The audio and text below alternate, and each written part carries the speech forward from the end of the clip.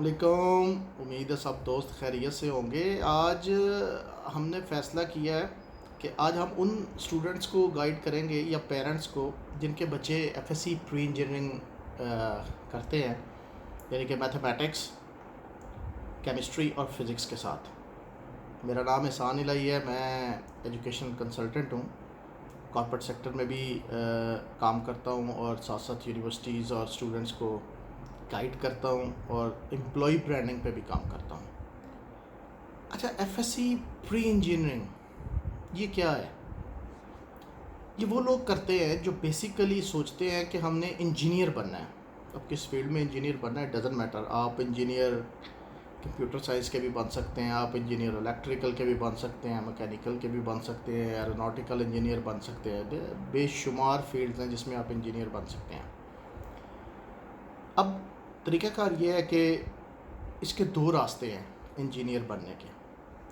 Basic इस degree का purpose तो ये है कि हम इसमें ये देखें कि अगर हम इंजीनियर नहीं बन सके तो हम क्या करेंगे या हम किस तरीके से इंजीनियर बन सकते हैं। हम इसमें दोनों ऑप्शंस को डिस्कस करेंगे कि एक तो मैं इंजीनियर कैसे कैसे बन सकता हूँ, और दूसरा ये कि अगर मैं इंजीनियर नहीं बन सका तो फिर मैं क्या करूँगा। तो पहले हिस्से में हम ये देखते हैं कि हम इंजीनियर कैसे बन सकते हैं।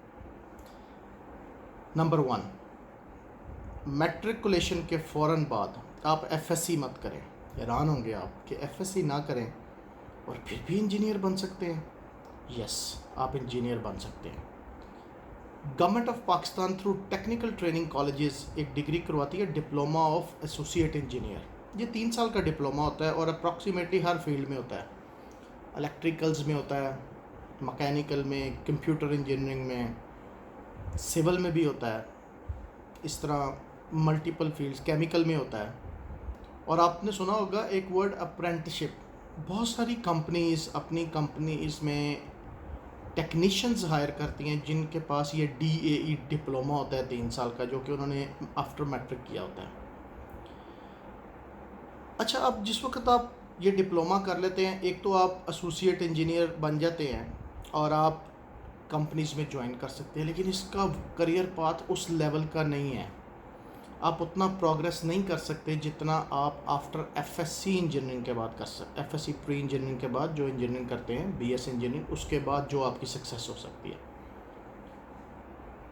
तो जब इंजीनियरिंग यूनिवर्सिटीज़ में एडमिशन का टाइम आता है, उस टाइम प्री रिक्विजिट में जो रिक्वायरमेंट्स होती हैं, या तो वो एफएससी प्री इंजीनियरिंग होगी, समटाइम्स ICS भी होता है, लेकिन उसमें स्कोप लिमिटेड हो जाता है।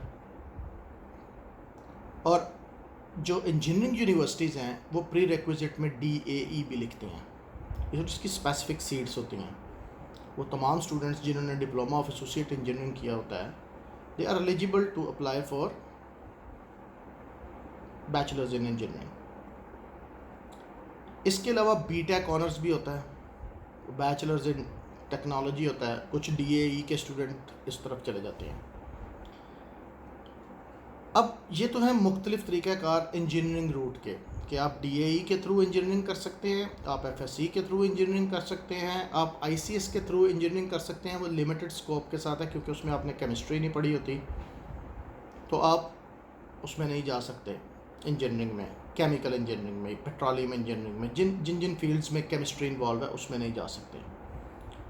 सो once again I will highlight कि after diploma of associate engineering, जिस फील्ड में आपने डिप्लोमा किया है उस फील्ड में आप BS इंजीनियरिंग कर सकते हैं, चाहे वो प्राइवेट यूनिवर्सिटी हो या गवर्नमेंट की यूनिवर्सिटी हो। You are eligible for BS engineering.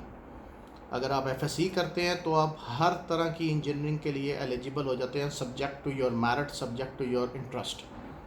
और अगर आप ICS करते हैं तो you are eligible only for those engineering जिनमें केमिकल या केमिस्ट्री इन्वॉल्व नहीं होती, बिकॉज आपने केमिस्ट्री नहीं पढ़ी होती ना। बहुत सारे लोग ये समझते हैं हो हमारा इंजीनियरिंग यूनिवर्सिटी में एडमिशन नहीं हुआ, मेरिट नहीं है, UET, हमें जॉब्स नहीं मिलेंगी मार्केट में, हम तो रह गए, अब हमारा सक्सेस करियर सब ख़त्म।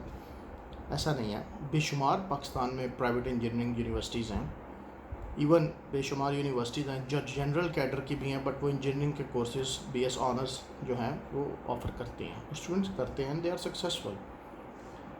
इशू आता है जब आप डिग्री कर रहे होते हैं, आप ये समझते हैं कि शायद ना दो दो ऑप्शंस होती हैं, या मेरी डिग्री की वैल्यू नहीं है तो बस मैंने पेपर एक हासिल करना है डिग्री का and I will be successful. No, degree जहाँ से भी करें उसको फुल पैशन के साथ करें।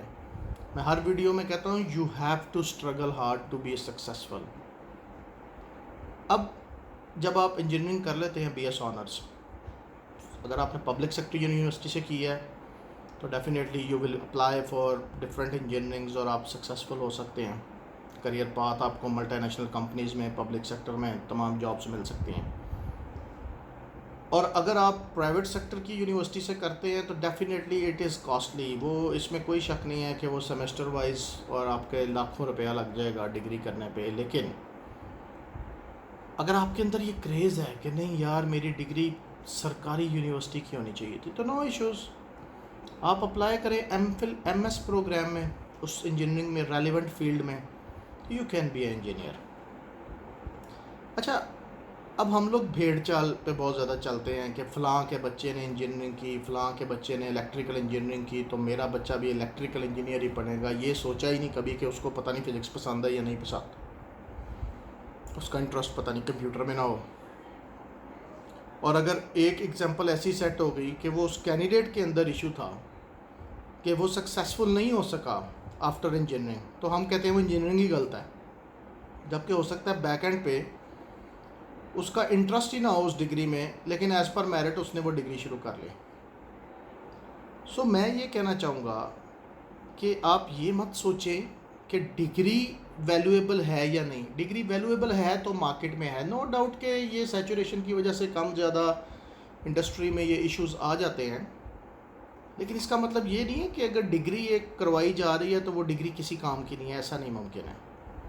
अब एक डिग्री है city and regional planning, believe me, जिस दिन वो सब दोस्त डिग्री करके निकलते हैं, वो लोग कोई LDA में लग गया, कोई FDA में लग गया, कोई MDA में लग गया, कोई वासा में लग गया, कोई आर्किटेक्ट में चला गया, कोई किसी फॉर्म में चला गया, कोई अर्बन प्लानिंग में चला गया, वो सब लोग लग जाते हैं क्योंकि वो ऑलरेडी थोड़े नंबर में होते हैं।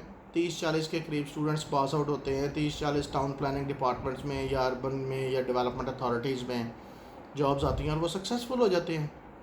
जबकि अगर मेरिट वाइज देखा जाए तो हो सकता है लिस्ट में उसका नंबर आखिरी आ रहा हो, क्योंकि वो उसके साथ इंजीनियर नहीं लगता, वो टाउन प्लानर होते हैं। तो इंशाल्लाह ताला आपकी एक बड़े सक्सेसफुल टाउन प्लानर से मुलाकात करवाई जाएगी। He is PhD and is very successful in his field, और कई इंजीनियर्स से बेहतर हैं वो। तो कहने का मकसद ये है कि you can be engineer but from a multiple route. अब अगर आप इंजीनियर नहीं बनना चाहते या आप अफोर्ड नहीं करते प्राइवेट सेक्टर की इंजीनियरिंग को और सरकारी यूनिवर्सिटी में एडमिशन नहीं हो सका, तो आप क्या कर सकते हैं? आपके पास ऑप्शंस हैं। आप BS honours mathematics, BS honours physics, BS honours chemistry, natural sciences के 3 मास्टर्स आप कर सकते हैं। इन डिटेल में बाद में बताऊंगा कि BS ऑनर्स के बाद क्या कर सकते हैं, BS फिज़िक्स के बाद क्या कर सकते हैं। BS केमिस्ट्री के बारे में मैं ऑलरेडी अपनी एक वीडियो में आपको बता चुका हूँ कि BS ऑनर्स केमिस्ट्री के बाद क्या कर सकते हैं। अच्छा, BS ऑनर्स जब आप केमिस्ट्री में करते हैं तो उसमें एक चीज़ ये देखिएगा कि आप बायोकेमिस्ट्री में नहीं जा सकते, क्योंकि that is more associated with biology, वो FSC प्री मेडिकल के लोगों की बात है। बट BS ऑनर्स केमिस्ट्री आप कर सकते हैं। इसी तरह अगर आप फिर इससे एसोसिएटेड बेशुमार डिग्रीज़ हैं फ़िज़िक्स से रिलेटेड। यूनिवर्सिटीज़ में अगर आप देखें तो कंप्यूटेशनल फ़िज़िक्स है, स्पेस साइंसेस है, उसके बाद आपके पास मैथमेटिक्स से रिलेटेड, स्टैटिस्टिक्स से रिलेटेड, एक्चुरियल साइंसेस से रिलेटेड, एनवायरमेंटल साइंसेस से related. There are multiple options जो कि आप कर सकते हैं। Industrial chemistry is one of the most important thing, जो कि FSC प्री इंजीनियरिंग के बाद अगर आपका नहीं होता तो आप BSc इंजीनियरिंग में जाते हैं। तो अगर आप नेचुरल साइंसेस में भी नहीं जाना चाहते, आप समझते हैं कि now it's the time to be a part of public service, अब मैं पब्लिक सर्विस में जाना चाहूँगा, तो आप सोशल साइंसेस में मास्टर्स BS ऑनर्स करते हैं, लाइक सोशियोलॉजी है, इकोनॉमिक्स है, और इसी तरह मल्टीपल फील्ड्स जो कि इस आपके सोशल साइंसेस से रिलेटेड हैं, sociology, social work, mass communication. अगर आप आउटस्पोकन है, मास कम्युनिकेशन में जाएं। अगर आप इन फील्ड्स में नहीं जाना चाहते हैं, and if you want to move towards business administration, तो the world is your, BBA, BS management, इन सब फील्ड्स के बारे में मैं वन बाय वन, जैसे केमिस्ट्री के बारे में लास्ट वीडियो रिकॉर्ड की, इंशाल्लाह नेक्स्ट वीडियो में मैं BS ऑनर्स फ़िज़िक्स के बारे में ज़रूर एक्सप्लेन करूँगा कि अब आप फ़िज़िक्स में अगर आपने किया हो तो आपका स्कोप क्या होगा। तो ये बिज़नेस एडमिनिस्ट्रेशन की फ़ील्ड है, मैनेजमेंट साइंसेस की फ़ील्ड है। उसके बाद आप लॉ कर सकते हैं, आपको कोई नहीं रोकेगा, आप लॉ कर लें। इफ़ यू आर एक्सट्रोवर्ट, आप लॉ करना चाहते हैं, तो you can B a part of judiciary in public service like this. FSC के बहुत सारे स्टूडेंट जिन्होंने मैथमेटिक्स पढ़ा होता है, वो एक गलतफहमी का भी शिकार होते हैं कि हम BCom कर लेंगे, हमने मैथ्स पढ़ा हुआ है। भाई आपके FSC मैथमेटिक्स वाले मैथ का BCom से कोई लेना देना नहीं है। BCom कॉमर्स की फील्ड है, बिजनेस एडमिनिस्ट्रेशन और कॉमर्स में ये इंटीग्रेशन का कोई लेना देना नहीं है। तो it's a totally different field. ये प्री मेडिकल वाले भी कर सकते हैं। So try to understand field वो ढूंढें जिसमें सैचुरेशन कम हो। अब ICOM वाले भी BCom, FSC मेडिकल वाले BCom, FSC इंजीनियरिंग वाले BCom, ICS वाले BCom, आर्ट्स वाले भी। So try to understand this thing. लेकिन still if you have interest, you can go in the BCom and go for the masters and honours and PhDs and in banking sector. इसी तरह BS honours accounting finance है, BS honours banking finance है। ये एक fields हैं जो multiple आपकी specifically related to commerce side of the business है। इसी तरह प्रोफेशनल अकाउंटेंसी है, that has nothing to do with FSC। लेकिन आप उसका प्री रिक्विजिट पूरा करते हैं, आपका पास मैट्रिकुलेशन है, इंटरमीडिएट है, you can do CIMA, Pakistani ACMA है, चार्टर्ड अकाउंटेंसी है, ACCA है। So there are a lot of degrees. एक लिस्ट है, इस्लामिक स्टडीज़, सोशल साइंस का पार्ट है, Persian, Urdu, English, Punjabi, political science, a lot of options जिसमें आप अप्लाई कर सकते हैं और आप जा सकते हैं। सो घबराने की ज़रूरत नहीं है। So I will summarise my lecture कि if you want to be engineer, there are 3 routes. Number 1 DAE, number 2 ICS, number 3 FSC pre engineering. DAE के बाद आप वही इंजीनियरिंग करेंगे जिसके अंदर आपका DAE है। FSC प्री इंजीनियरिंग के बाद it's open, the world is your. आप जहाँ पे मेरिट आएगा या जो आपका इंटरेस्ट है। मैं तो हमेशा इंटरेस्ट बेस कहता हूँ कि समटाइम्स होता ही है कि हमारा इंटरेस्ट नहीं होता, हम डिग्री कर बैठते हैं और उसके बाद फिर डिग्री को ब्लेम देते हैं। Number 3 ICS, that is more related to computer sciences like software engineering, computer engineering, BScs etcetera etcetera. So ये पहली चीज़ कि how you can be engineer. और अगर इंजीनियर नहीं बन सके, then the world is your. There are so many options you can explore based on your experience, based on your learning, based on your interest. So thank you very much. मेरा channel subscribe कीजिएगा मज़ीद videos को in detail देखने के लिए। और specifically ये देखिएगा कि मैं 1-on-1 सेशन के लिए भी अवेलेबल हूँ। फॉर एग्ज़ाम्पल, आपको अभी भी समझ नहीं आ रही है and if you need more clarity, you can contact me, we can have 1-on-1 session जिसमें मैं आपसे डिस्कशन करके we will try to explore कि आप क्या करना चाहते हैं, आपका पर्सनैलिटी कैसी है, आपके इंटरेस्ट क्या है। और अगर आपके पेरेंट्स से भी मुलाकात करनी पड़ी तो वी विल डेफिनेटली, हम उनको भी गाइड कर सकते हैं कि आपके इंटरेस्ट को कंसिडर करते हुए आप क्या करना चाहते हैं।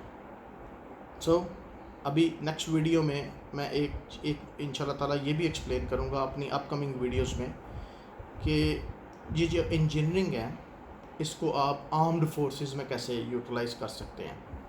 कि हम समझते हैं कि हमारा दिल तो बहुत करता है कि we want to serve this nation through armed forces, लेकिन उसमें इंजीनियरिंग का क्या रोल होता है, हम उस पर भी इंशाल्लाह ताला करेंगे और कोशिश करेंगे कि जो इंजीनियर सर्वेंट्स हैं पाकिस्तान आर्मी के, उनमें से किसी एक से इंटरव्यू करें so that they will explain you in a very good style. So once again thank you very much guys. इंशाल्लाह नेक्स्ट वीडियो में नेक्स्ट संडे को मुलाकात होगी। Thank you very much. अस्सलाम वालेकुम।